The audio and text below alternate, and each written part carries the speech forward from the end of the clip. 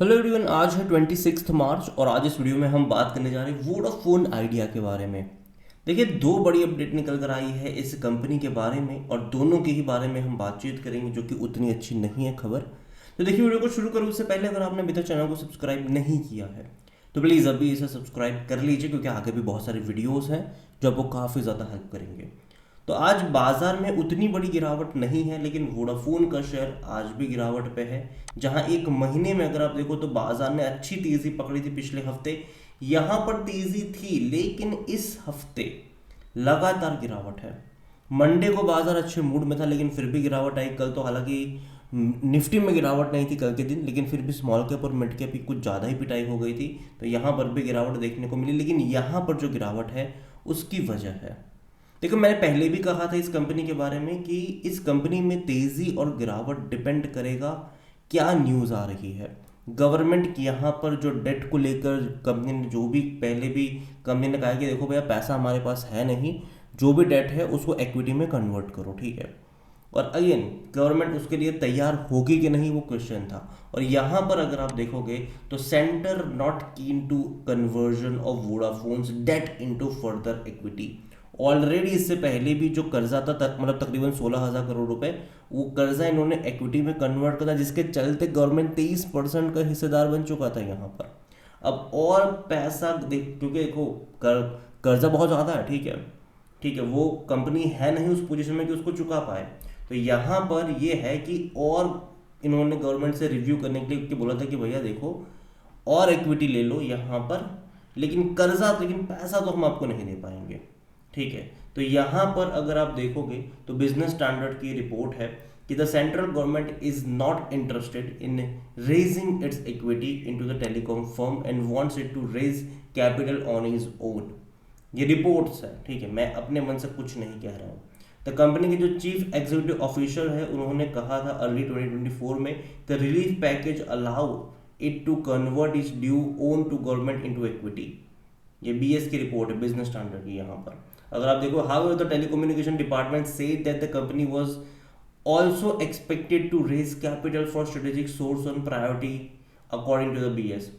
In March 2024, Times of India reported that the government is set to waive a spectrum usage charges providing major relief to telecom operator include जो भी जियो एयरटेल था, लेकिन ऐसा हुआ नहीं, ठीक है। The exemption could provide boost to the several thousand crore rupees in turn to help the expansion of their network 5G service. And last week अगर आप देखोगे तो वोडाफोन ने 5G सर्विस रोल आउट करा हुआ है, ठीक है।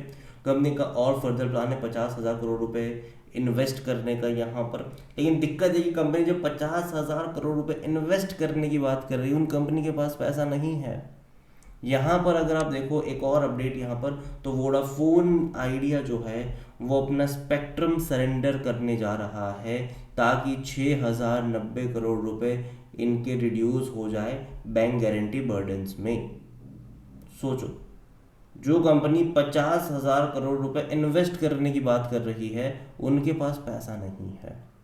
यहाँ पर अगर आप देखो तो Vodafone India has requested department of telecommunication to allow it to surrender some spectrum acquired in auction before 2021 which would lower its bank guarantee requirement। जो इनकी बैंक गारंटी रिक्वायरमेंट है स्पेक्ट्रम के लिए 6,090 करोड़ की, उसको 2,900 करोड़ तक लेकर आ पाए, तो सरेंडर करने के लिए भी तैयार है यहाँ पर। तो देखो कंपनी डेफिनेटली एक बहुत ही ट्रिकी सिचुएशन में है अभी हाल फिलहाल में। और मैंने पहले भी कहा था कि वोडाफोन आइडिया में तेज़ी आप तभी एक्सपेक्ट कर सकते हो जब गवर्नमेंट से इनको कोई राहत मिलेगी।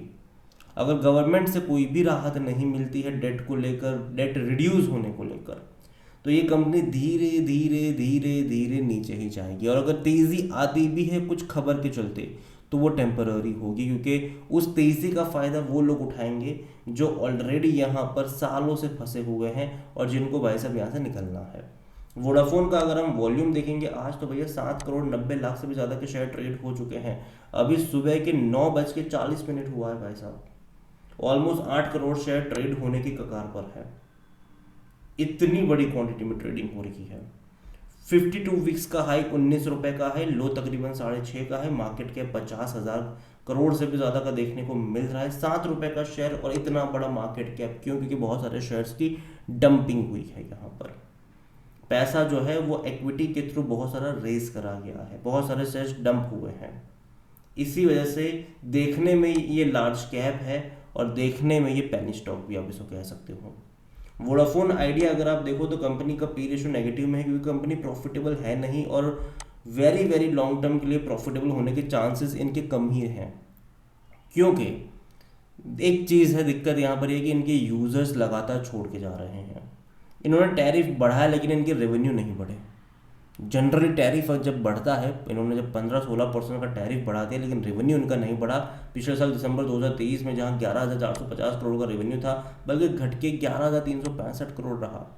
तो रेवेन्यू नहीं बढ़ा क्योंकि रीज़न ये है कि भले ही इन्होंने प्राइस बढ़ा दिए लेकिन यूज़र तो छोड़ के चले गए ना इनको, ये प्रॉब्लम है। यहाँ पर कंपनी जितना रेवेन्यू करती है ना क्वार्टरली, उतना पैसा सिर्फ इनका बैंक को इंटरेस्ट चुकाने में जा रहा है। इतने कर्जे में बैठे हुए हैं ये, और यही वजह है कि क्वार्टरली हर बार ये 6,000-7,000 करोड़ के क्वार्टरली लॉस कर रहे हैं। और आगे भी अगर ऐसे करते रहे तो भाई साहब इनका रनवे कब तक चलेगा? जो पैसा इन्होंने एफपीओ से रेसा था वो कब तक चलेगा? ये दिक्कत रहेगी यहाँ पर। जहाँ तक शेयर होल्डिंग के बारे में बात करें, प्रमोटर की होल्डिंग 38.80% की है। और प्रमोटर मतलब दो ग्रुप है यहाँ पर, एक वोडाफोन ग्रुप है और एक आदित्य बिरला ग्रुप है। 3.66% म्यूचुअल फंड के पास है, 0.54% डोमेस्टिक इंस्टीट्यूशंस के पास है, 9.89% एफआईज लेकर बैठे हैं। रिटेल की होल्डिंग 7.63% की, अदर पार्टीज 39.40, जिनमें गवर्नमेंट भी तकरीबन 30-24% के आसपास के हैं।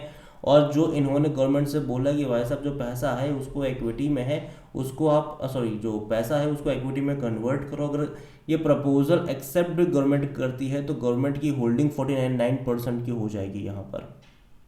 लेकिन हालांकि अगर ऐसा होगा तो बहुत अच्छी बात होगी कंपनी के लिए, क्योंकि उससे एक चीज़ होगी कि भैया गवर्नमेंट का इंटरेस्ट बना रहेगा। दूसरी बात है कि बहुत सारा पैसा इनका रिड्यूस हो जाएगा, जिससे बैंक के लोन्स मिलने में इनको आसानी हो जाएगी। लेकिन अगेन गवर्नमेंट अगर ऐसा करेगी, ऐसे चांसेस बहुत ही कम है। ठीक है, कई सारी रिपोर्ट्स भी आ रही है कि भाई गवर्नमेंट शायद ना ही करे ये सारी चीज़ें।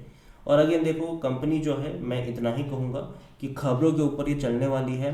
अगर आपको लगता है कि गवर्नमेंट से कोई रिलीफ मिल सकती है तो ही रिस्क लीजिएगा यहाँ पर, वरना भाई साहब दूर बैठो तमाशा देखो। यहाँ पर कुछ ज़्यादा एडवेंचरस होने की ज़रूरत नहीं है। अगर तेज़ी इसने दिखाई भी थी, ठीक है, तो ये उससे दुगनी रफ्तार से गिर रहा है। ये बॉटम पे बॉटम यहाँ पर बन रहे हैं। जहाँ मार्केट रिकवर कर रहा है वहाँ ये रिकवर नहीं कर रहा है। और मैं इतना ही कहूँगा कि कर्जा इतना सारा है कि वह चुकाने की हालत में ये है नहीं। जो भी आएगा उसको इक्विटी ही ऑफर करनी पड़ेगी इनको, और जिससे होगा ये कि भाई साहब शेयर की वैल्यू भी कम हो जाएगी। तो यहाँ पर मैं इतना ही कहूँगा, दूर बैठो तमाशा देखो। कंपनी में मुझे लगता है कि कर्जा इतना सारा है कि इनका निकलना बहुत ज़्यादा मुश्किल हो रहा है। और आने वाले टाइम में जो कंपटीशन इनको झेलनी पड़ने वाली है जियो और एयरटेल की तरफ से, उसके लिए इनको एक बहुत सारा पैसा चाहिए जो कि है नहीं। तो कंपटीशन में टिकना इनके लिए मुश्किल है। और धीरे धीरे बीएसएनएल को गवर्नमेंट या वोडाफोन को चलाएगी या फिर बीएसएनएल को रिवाइव करेगी, अब वो सोचो। तो यहाँ पर वोडाफोन में इतना ही कहूँगा कि दूर बैठो तमाशा देखो, जल्दबाजी मत करना। अगेन ये मेरा पर्सनल ओपिनियन है, कोई भी इन्वेस्टमेंट एडवाइस नहीं है ये। वीडियो को यहीं पे एंड करता हूँ। पसंद आया हो तो लाइक करें, चैनल पर पहली बार है तो प्लीज़ सब्सक्राइब करें। और वोडाफोन आइडिया के बारे में आप क्या सोचते हैं वो भी आप मुझे कमेंट में लिख के बता सकते हैं। Thank you.